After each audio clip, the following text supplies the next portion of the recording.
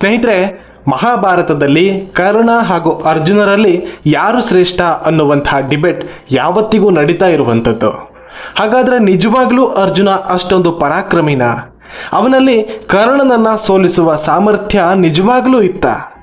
ನಿಜವಾಗಿ ವ್ಯಾಸ ಮಹಾಭಾರತ ಈ ವಿಷಯದ ಬಗ್ಗೆ ಏನು ಹೇಳುತ್ತೆ?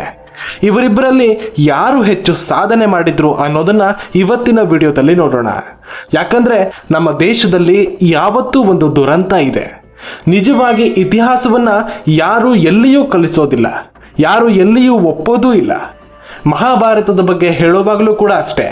ಮಹಾಭಾರತವನ್ನ ಜೀವಮಾನದಲ್ಲಿ ಯಾವತ್ತಿಗೂ ಓದದೇ ಇದ್ದವರು ಸುಳ್ಳೆ ವಾದ ಮಾಡಿ ಸಾಧಿಸೋದಕ್ಕೆ ನೋಡ್ತಾರೆ. ನಿಮಗೆ ಮಹಾಭಾರತ ಓದೋದಕ್ಕೆ ಮನಸ್ಸಿದ್ರೆ ವ್ಯಾಸ ಮಹಾಭಾರತಕ್ಕೆ ಅತಿ ಸಾಮ್ಯತೆ ಇರುವಂತಹ ಪುಸ್ತಕದ ಲಿಂಕನ್ನು ಡಿಸ್ಕ್ರಿಪ್ಷನ್ನಲ್ಲಿ ಕೊಟ್ಟಿರ್ತೀನಿ, ಅದನ್ನು ಪರ್ಚೇಸ್ ಮಾಡಬಹುದು. ಕರ್ಣ ಒಬ್ಬ ಅದ್ಭುತ ಯೋಧ. ದಾನದಲ್ಲಿ ಆತ ಅತ್ಯಂತ ಶ್ರೇಷ್ಠವಾದಂಥ ವ್ಯಕ್ತಿ. ಬದುಕಿನಲ್ಲಿ ಬಹಳಷ್ಟು ದುರಂತವನ್ನು ಅನುಭವಿಸಿದವನು. ದುರ್ಯೋಧನನ ಸ್ನೇಹದ ಋಣಕ್ಕೆ ಬಿದ್ದು ಅವನಿಗೆ ಬೆಂಗಾವಲಾಗಿ ನಿಂತವನು. ಈ ಕರ್ಣ ಇಲ್ಲದೆ ಇದ್ದಿದ್ರೆ, ಅಂದ್ರೆ ಕರ್ಣ ಕೌರವ ಪಕ್ಷದಲ್ಲಿ ಇಲ್ಲದೆ ಇದ್ದಿದ್ರೆ ದುರ್ಯೋಧನ ಪಾಂಡವರ ವಿರುದ್ಧ ಯುದ್ಧ ಮಾಡುವಂತಹ ಆಲೋಚನೆಯನ್ನೇ ಮಾಡ್ತಾ ಇರಲಿಲ್ಲ. ಯಾಕಂದ್ರೆ ಪಾಂಡವರಲ್ಲಿ ಕೌರವರಿಗೆ ಸವಾಲಾಗಿದ್ದಿದ್ದು ಭೀಮಸೇನ ಮತ್ತು ಅರ್ಜುನ. ಭೀಮನನ್ನ ತಾನು ಸೋಲಿಸಬಲ್ಲೆ ಅನ್ನುವಂತಹ ಆತ್ಮವಿಶ್ವಾಸ ಕೌರವನಿಗಿತ್ತು. ಆದರೆ ಅವನಿಗೆ ತಲೆನೋವಾಗಿದ್ದಿದ್ದು ಅರ್ಜುನ. ಯಾಕಂದ್ರೆ ಅರ್ಜುನನನ್ನ ಸೋಲಿಸೋದಿರ್ಲಿ, ಅವನ ಸರಿಸಮಕ್ಕೆ ನಿಂತು ಹೋರಾಡುವ ಸಾಮರ್ಥ್ಯವನ್ನ ಕೇವಲ ಕೆಲವು ಜನ ಮಾತ್ರ ಹೊಂದಿದ್ರು. ಯಾಕಂದ್ರೆ ಹಿಂದೆ ಧರ್ಮರಾಯ ರಾಜಸೂಯಾಗ ಮಾಡುವಾಗ ಈ ಅರ್ಜುನ ಇಡೀ ಭೂಮಂಡಲವನ್ನೇ ಗೆದ್ದಿದ್ದ. ಪಾಂಡವರು ಶ್ರೀಕೃಷ್ಣನ ಆಶೀರ್ವಾದದೊಂದಿಗೆ ಅಸುರ ಶಿಲ್ಪಿ ಮಯನಿಂದ ಒಂದು ಭವ್ಯವಾದ ಅರಮನೆಯನ್ನ ನಿರ್ಮಿಸ್ಕೋತಾರೆ. ಹಾಗೂ ಅದಕ್ಕೆ ಇಂದ್ರಪ್ರಸ್ಥ ಅಂತ ಹೆಸರಿಡಲಾಗುತ್ತೆ. ಪಾಂಡವರಲ್ಲಿ ಹಿರಿಯವನಾದ ಧರ್ಮರಾಯ ರಾಜನಾಗ್ತಾನೆ. ಋಷಿ ಮುನಿಗಳು ಅವನನ್ನ ಆಶೀರ್ವದಿಸಿ ರಾಜಸೂಯಾಗವನ್ನ ಮಾಡುವಂತೆ ಸಲಹೆ ಕೊಡ್ತಾರೆ. ಈ ಯಾಗವನ್ನ ಮಾಡಿದ ರಾಜ ಚಕ್ರವರ್ತಿ ಆಗ್ತಾನೆ. ಇದಕ್ಕಿರುವ ನಿಯಮ ಅಂದ್ರೆ ಆ ರಾಜನಿಗೆ ಇಡೀ ಭೂಮಂಡಲದ ರಾಜರುಗಳು ಶರಣಾಗಿ ಚಕ್ರವರ್ತಿ ಅಂತ ಒಪ್ಕೋಬೇಕು, ಅಥವಾ ರಾಜನ ಸೇನೆಯೊಡನೆ ಹೋರಾಡಬೇಕು. ಒಂದು ವೇಳೆ ಆ ರಾಜರುಗಳು ಗೆದ್ರೆ ರಾಜಸೂಯಾಗ ಮುಂದುವರಿಸೋದಕ್ಕೆ ಸಾಧ್ಯ ಇಲ್ಲ, ಅವರನ್ನ ಸೋಲಿಸಿಯೇ ಮುಂದುವರಿಯಬೇಕಾಗಿತ್ತು. ಹೀಗೆ ಇಂತಹ ರಾಜಸೂಯಾಗವನ್ನ ಮಾಡೋದಕ್ಕೆ ನಿರ್ಧರಿಸಿದಂತಹ ಧರ್ಮರಾಯ ತನ್ನ 4 ಸಹೋದರರನ್ನ ಕರೆದು 4 ದಿಕ್ಕುಗಳಿಗೆ ಕಳುಹಿಸ್ತಾನೆ. ಭೀಮನನ್ನ ಪೂರ್ವಕ್ಕೆ, ನಕುಲನನ್ನ ಪಶ್ಚಿಮಕ್ಕೆ, ಸಹದೇವನನ್ನ ದಕ್ಷಿಣಕ್ಕೆ ಕಳುಹಿಸಿದ್ರೆ ಅತ್ಯಂತ ಶಕ್ತಿಶಾಲಿ ರಾಜಮನೆತನಗಳು, ಶಕ್ತಿಶಾಲಿ ರಾಜರುಗಳು ಇದ್ದಂತಹ ಉತ್ತರ ದಿಕ್ಕಿಗೆ ಅರ್ಜುನನನ್ನ ಕಳಿಸ್ತಾನೆ. ಅರ್ಜುನ ನಿರಾಯಾಸವಾಗಿ ಎಲ್ಲವನ್ನ ಗೆದ್ದು ಬರ್ತಾನೆ. ತ್ರಿಗರ್ತರು, ದುರದಸರು, ಕಾಶ್ಮೀರ ರಾಜರು, ಕುಲಂದ, ವಾಲ್ಹೀಕ, ಉತ್ತರ ಕುರು, ಶಕರು, ಯವನರು, ಕಾಂಬೋಜರು, ಹುಣರು, ಅಭೀರರು, ಕಿರಾತರು ಇವರನ್ನೆಲ್ಲ ಅರ್ಜುನ ಸೋಲಿಸಿದ್ರೆ ಭೀಮ ಜರಾಸಂಧನನ್ನ ಕೊಂದು ರಾಜಸೂಯಾಗವನ್ನ ಮಾಡ್ತಾರೆ. ಅರ್ಜುನ ಅಷ್ಟೊಂದು ಬಲಶಾಲಿಯಾಗಿದ್ದ. ಇದರ ನಂತರ ಜೂಜಿನಲ್ಲಿ ಸೋತಂತಹ ಪಾಂಡವರು ವನವಾಸಕ್ಕೆ ಹೋಗ್ತಾರೆ. ಹಾಗೆ ವನವಾಸದಲ್ಲಿದ್ದ ಪಾಂಡವರಿಗೆ ತೊಂದರೆ ಕೊಡುವ ಉದ್ದೇಶದಿಂದ ತನ್ನ ಅಪಾರ ಸೇನೆಯೊಂದಿಗೆ ಕರ್ಣನನ್ನ ಕೂಡ ಸೇರಿದಂತೆ ತನ್ನ ಸಹೋದರರನ್ನ ಕರೆದುಕೊಂಡು ದುರ್ಯೋಧನ ಪಾಂಡವರುಳಿದುಕೊಂಡಿದ್ದ ಅರಣ್ಯ ಪ್ರದೇಶಕ್ಕೆ ಬರ್ತಾನೆ. ಹಾಗೆ ಬಂದು ಕಾಡಿನಲ್ಲಿ ಶಿಬಿರವನ್ನ ಹಾಕೋದಕ್ಕೆ ಮುಂದಾಗ್ತಾನೆ. ಆಗ ಚಿತ್ರರಥ ಅನ್ನೋ ಗಂಧರ್ವ ದುರ್ಯೋಧನನನ್ನ ತಡೀತಾನೆ. ಇದರಿಂದ ದುರ್ಯೋಧನನಿಗೆ ಕೋಪ ಬರುತ್ತೆ. ಗಂಧರ್ವರೊಡನೆ ಯುದ್ಧಕ್ಕೆ ಮುಂದಾಗ್ತಾನೆ. ಆದರೆ ಚಿತ್ರರಥನ ಸಾಮರ್ಥ್ಯದ ಮುಂದೆ ದುರ್ಯೋಧನನಾಗ್ಲಿ ಅವನ ಸೈನಿಕರಾಗ್ಲಿ ಗೆಲ್ಲೋದಕ್ಕೆ ಸಾಧ್ಯವಾಗೋದಿಲ್ಲ. ಅವರನ್ನ ಸೋಲಿಸಿದ ಚಿತ್ರರಥ ದುರ್ಯೋಧನನನ್ನ ಬಂಧಿಸಿ ತನ್ನ ರಥಕ್ಕೆ ಕಟ್ಟಿಕೊಂಡು ಹೋಗೋದಕ್ಕೆ ಪ್ರಾರಂಭಿಸ್ತಾನೆ. ಈ ಚಿತ್ರರಥನನ್ನ ತಡೆಯೋದಕ್ಕೆ ಅಂತ ಬಂದ ಕರ್ಣನಿಗೆ ಚಿತ್ರರಥನನ್ನ ಸೋಲಿಸೋದಿರ್ಲಿ, ಅವನೆದುರು ನಿಂತು ಹೆಚ್ಚೊತ್ತು ಯುದ್ಧ ಮಾಡೋದಕ್ಕೂ ಕೂಡ ಸಾಧ್ಯ ಆಗೋದಿಲ್ಲ. ಅವನೊಡನೆ ಯುದ್ಧವನ್ನ ಬಿಟ್ಟು ಕರ್ಣ ಓಡಿ ಹೋಗ್ತಾನೆ. ಕರ್ಣನಿಂದ ತನ್ನ ಸ್ನೇಹಿತ ದುರ್ಯೋಧನನನ್ನ ರಕ್ಷಿಸಿಕೊಳ್ಳೋದಕ್ಕೆ ಸಾಧ್ಯ ಆಗೋದಿಲ್ಲ. ಈ ಎಲ್ಲ ವಿಷಯ ತಕ್ಷಣ ಪಾಂಡವರಿಗೆ ತಿಳಿಯುತ್ತೆ. ಭೀಮ ಸಂತೋಷಗೊಳ್ತಾನೆ. ನಮಗೆ ತೊಂದರೆ ಕೊಡೋದಕ್ಕೆ ಅಂತ ಬಂದವನಿಗೆ ತಕ್ಕ ಪಾಠವನ್ನ ಕಲಿಸಿದ ಗಂಧರ್ವನನ್ನ ಹೊಗಳ್ತಾನೆ. ದುರ್ಯೋಧನನ ಗರ್ವಕ್ಕೆ ತಕ್ಕ ಶಿಕ್ಷೆ ಆಯಿತು ಅಂತ ಖುಷಿ ಪಡ್ತಾನೆ. ಆದರೆ ಧರ್ಮರಾಯ ಅದನ್ನು ಒಪ್ಪೋದಿಲ್ಲ. ಇಲ್ಲ ಭೀಮ, ಅವನು ನಮ್ಮ ಶತ್ರುನೇ ಆಗಿರಬಹುದು, ಆದರೂ ಅವನು ನಮ್ಮ ಸಹೋದರ. ಕುರುವಂಶದ ಗೌರವಕ್ಕಾಗಿ ನಾವು ಅವನನ್ನ ಕಾಪಾಡಲೇಬೇಕು ಅಂತ ತಿಳಿಸಿ ಅರ್ಜುನನಿಗೆ ದುರ್ಯೋಧನನನ್ನ ಬಿಡಿಸಿಕೊಂಡು ಬರೋದಕ್ಕೆ ತಿಳಿಸ್ತಾನೆ.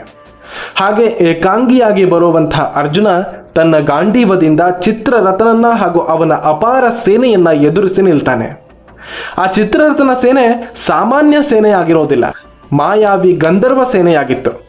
ಮಾಯಾ ಅಸ್ತ್ರಗಳು, ದಿವ್ಯ ರಥಗಳು, ಅತ್ಯಂತ ಬಲಶಾಲಿಗಳು ಆ ಸೇನೆಯಲ್ಲಿದ್ರು. ಏಕಾಂಗಿಯಾಗಿ ರಥ ಕೂಡ ಇಲ್ಲದೆ ಅರ್ಜುನ ಅವರೆದುರು ನಿಂತು ಯುದ್ಧ ಮಾಡಿ ಗಂಧರ್ವ ಸೇನೆಯನ್ನ ಸೋಲಿಸ್ತಾನೆ. ಇದೊಂದೇ ಒಂದು ಘಟನೆ ಸಾಕು ಅರ್ಜುನ ಮತ್ತು ಕರ್ಣರಲ್ಲಿ ಯಾರು ಬಲಶಾಲಿ ಹಾಗೆ ಯಾರು ಶ್ರೇಷ್ಠ ಅನ್ನೋದಕ್ಕೆ. ಕರ್ಣ ಬಲಶಾಲಿಯಾಗಿದ್ರೆ ಚಿತ್ರರಥನನ್ನ ಸೋಲಿಸ್ತಾ ಇದ್ದ. ಕರ್ಣ ಶ್ರೇಷ್ಠನಾಗಿದ್ರೆ ಅಪಾಯದಲ್ಲಿದ್ದ ಸ್ನೇಹಿತನನ್ನ ಬಿಟ್ಟು ಓಡಿ ಹೋಗ್ತಾ ಇರಲಿಲ್ಲ. ಸೋತು ಓಡಿ ಹೋಗುವಂತಹ ಕರ್ಣ ಸ್ನೇಹಿತನನ್ನ ಸಂಕಷ್ಟದಲ್ಲಿ ಬಿಟ್ಟು ಹೋಗ್ತಾನೆ. ಆದರೆ ಶತ್ರು ಆದರೂ ಸರಿ ಸಹೋದರ ಅನ್ನುವ ಉದ್ದೇಶದಿಂದ ಚಿತ್ರರಥನೊಂದಿಗೆ ಏಕಾಂಗಿಯಾಗಿ ಹೋರಾಡಿದ ಅರ್ಜುನನನ್ನ ಏನಂತ ಕರಿಬೇಕು?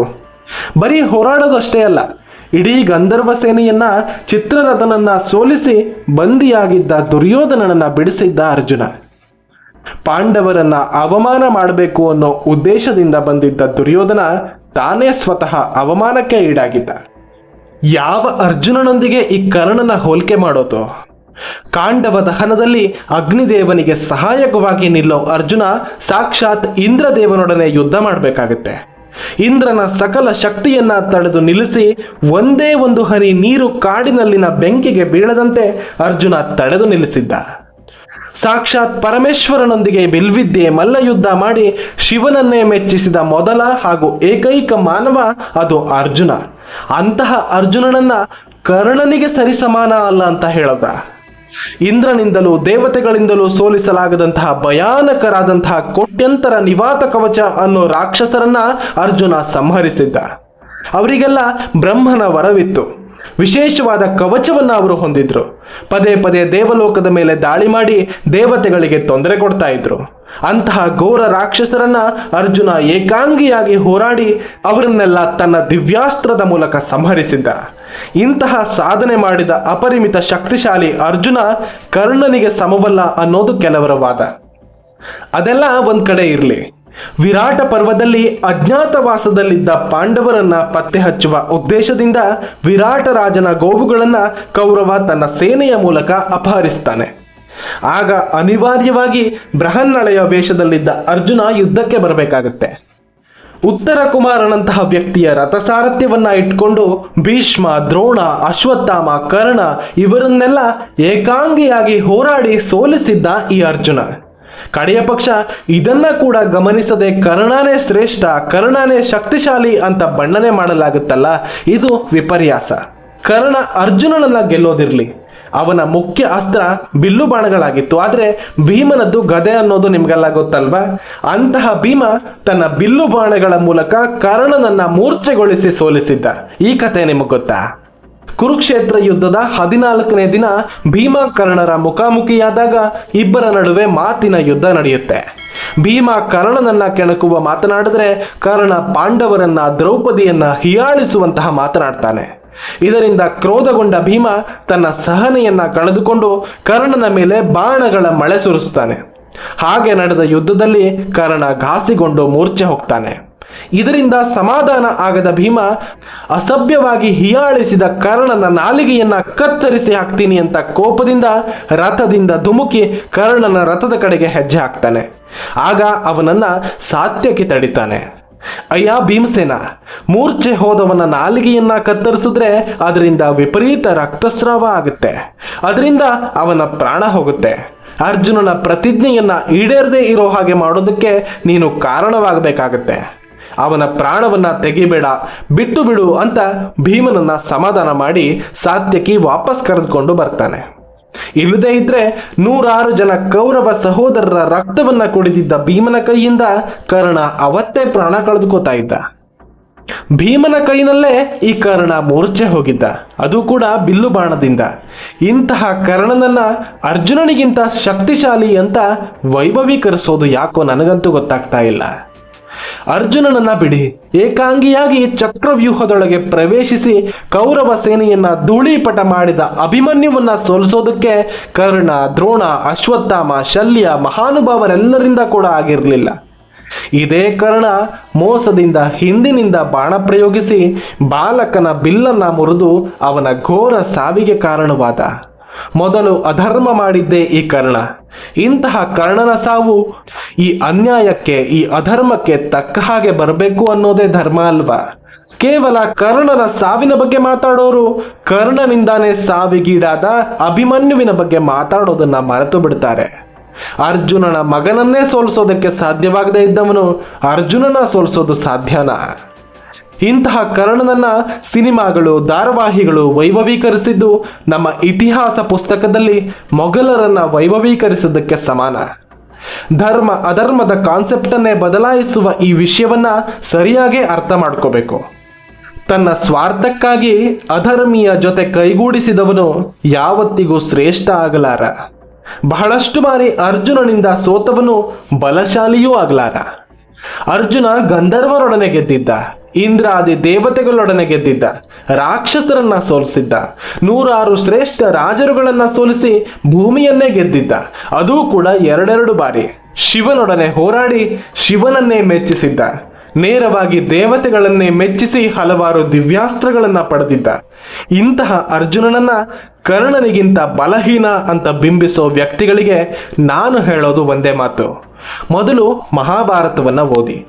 ಈಗಲೂ ನಮ್ಮ ಪುರಾಣವನ್ನ ಎಡಪಂಥೀಯ ಲೇಖಕರಿಂದ, ಧಾರಾವಾಹಿ ಸಿನಿಮಾಗಳಿಂದ ನೋಡಿ ತಿಳಿದುಕೊಳ್ಬೇಡಿ. ವ್ಯಾಸ ಮಹಾಭಾರತಕ್ಕೆ ಅತ್ಯಂತ ಹತ್ತಿರ ಇರುವ ಇಸ್ಕಾನ್ ದೇವಾಲಯದ ವತಿಯಿಂದ ಪ್ರಚಾರ ಮಾಡಿರುವಂತಹ ಮಹಾಭಾರತದ ಪುಸ್ತಕ ಡಿಸ್ಕ್ರಿಪ್ಷನ್ನಲ್ಲಿದೆ. ಅದನ್ನ ಕ್ಲಿಕ್ ಮಾಡಿ ಬೈ ಮಾಡಿ. ಒಂದು ಸಲ ಓದಿ, ನಿಜವಾದ ಸತ್ಯ ಏನು ಅನ್ನೋದು ನಿಮಗೆ ಗೊತ್ತಾಗುತ್ತೆ. ಸ್ನೇಹಿತರೆ, ಇದಾಗಿದ್ದು ಇವತ್ತಿನ ವಿಡಿಯೋ. ಮುಂದಿನ ವಿಡಿಯೋದಲ್ಲಿ ಕೃಷ್ಣ ಇಲ್ಲದೆ ಇದ್ರೆ ಅರ್ಜುನ ಏನೂ ಇರ್ಲಿಲ್ವಾ ಅನ್ನುವಂತಹ ಇನ್ನೊಂದು ಡಿಬೇಟ್ ನಡೆಯುತ್ತೆ.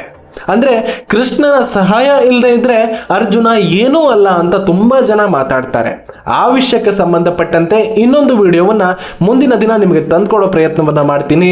ಅಲ್ಲಿವರೆಗೂ ನೀವಿನ್ನೂ ನಮ್ಮ ಕನ್ನಡ ಕದಂಬ ಚಾನಲ್ಗೆ ಸಬ್ಸ್ಕ್ರೈಬ್ ಮಾಡಿಲ್ಲ ಅಂದ್ರೆ ಈಗಲೇ ಸಬ್ಸ್ಕ್ರೈಬ್ ಮಾಡಿ.